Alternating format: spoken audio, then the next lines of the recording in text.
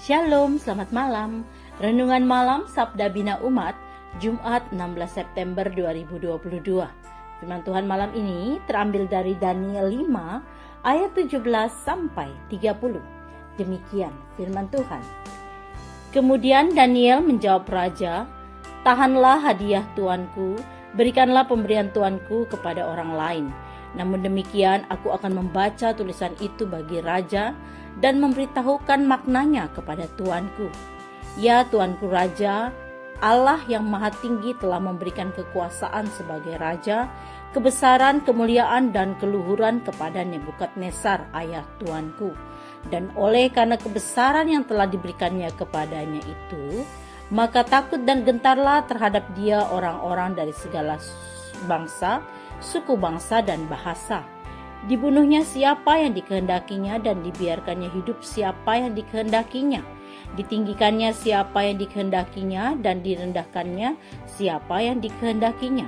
Tetapi ketika ia menjadi tinggi hati dan keras kepala sehingga berlaku terlalu angkuh, maka ia dijatuhkan dari tahta kerajaannya dan kemuliaannya diambil daripadanya. Ia dihalau dari antara manusia dan hatinya menjadi sama seperti hati binatang. Dan tempat tinggalnya ada di antara keledai hutan. Kepadanya diberikan makanan rumput seperti kepada lembu, dan tubuhnya basah oleh embun dari langit, sampai ia mengakui bahwa Allah yang maha tinggi berkuasa atas kerajaan manusia, dan mengangkat siapa yang dikehendakinya untuk kedudukan itu. Tetapi tuanku Belsiasar, anaknya, tidak merendahkan diri, walaupun tuanku mengetahui semuanya ini. Tuanku meninggikan diri terhadap yang berkuasa di sorga. Perkakas dari baitnya dibawa orang kepada tuanku, lalu tuanku serta para pembesar tuanku, para istri dan para gundik tuanku telah minum anggur dari perkakas itu. Tuanku telah memuji-muji dewa-dewa dari perak dan emas, dari tembaga, besi, kayu, dan batu, yang tidak dapat melihat atau mendengar atau mengetahui, dan tidak tuanku muliakan Allah, yang menggenggam nafas tuanku, dan menentukan segala jalan tuanku.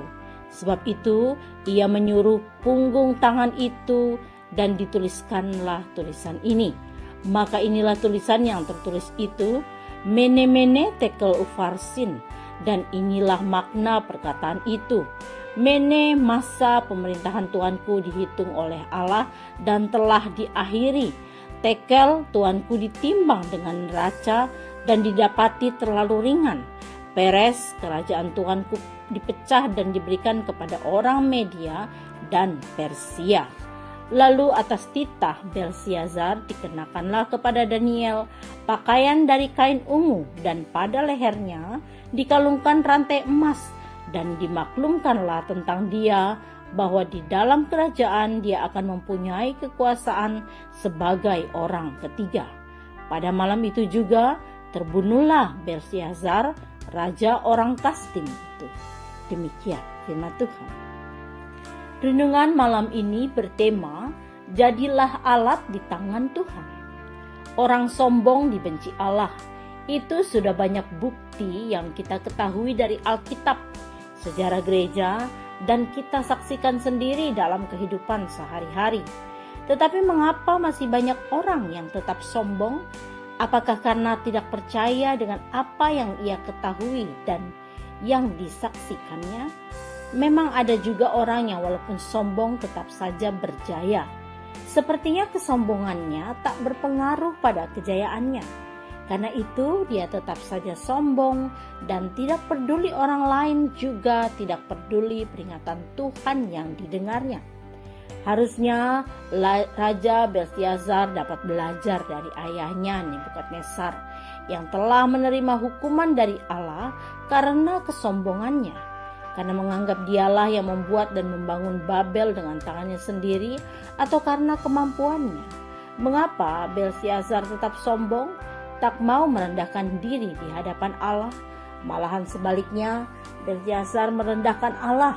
Ia mengambil perkakas bait suci untuk dipakai sebagai alat pesta hura-hura dengan 1.000 orang para pembesar kerajaan dan para istri serta para gundik sambil memuji-muji dewanya. Mungkin menganggap dewanya yang lebih hebat dari Allah. Padahal dewanya tak dapat berbuat apa-apa. Terbukti saat Belsyazar tertimpa bencana akibat perbuatannya itu, dewanya tak mampu menolongnya. Belsyazar tak memanfaatkan pemberian Tuhan, termasuk kekuasaan dan hartanya untuk kemuliaan nama Tuhan. Ia menggunakannya justru untuk menentang Tuhan. Beda dengan Daniel yang tidak tergiur hadiah atau pemberian raja dengan mengatakan, "Berikanlah hadiahmu itu kepada yang lain." Namun justru memanfaatkan karunia menafsir mimpi dan tulisan itu untuk kemuliaan nama Tuhan.